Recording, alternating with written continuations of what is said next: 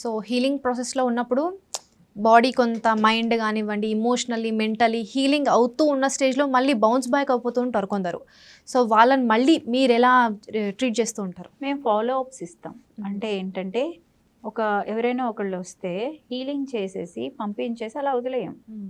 Healing అంటేనే first మీతో మీరు పని చేసుకోవడం, మేమేదో చేసేయడం కాదు, మీతో మీరు పని చేసుకోవడం అని వాళ్ళకి అవగాహన క్రియేట్ చేసి, తర్వాత మీరు ఏం మెడిటేషన్స్ చేయాలి, ఎలా ఇన్నర్ వర్క్ చేయాలి, ఎలా మీరు దానిలో నుంచి బయటపడడానికి ఎలాంటి సాధనాలు చేయాలి, ఎలాంటి ప్రాణాయామాస్ చేయాలి, ఇవన్నీ చెప్పి పంపిస్తాం.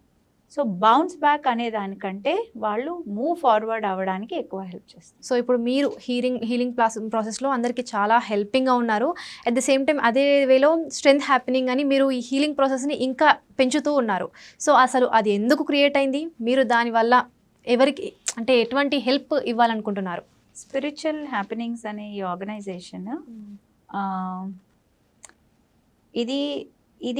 ఇది నాకు ఒకానొక గురువు ఇచ్చారు.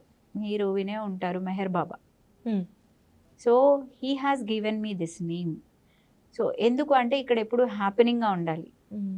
Everything is happening. It's not for only you, it's for everybody. So వచ్చిన ప్రతి వాళ్ళ సోల్ ఎవల్యూషన్లో ఒక్క మెట్టు ఎక్కినా వండర్ఫుల్ థింగ్ కదా. సో అలాంటి హెల్ప్ అందించడానికి ఈ స్పిరిచువల్ హ్యాపెనింగ్స్ అనేవి క్రియేట్ చేయబడింది.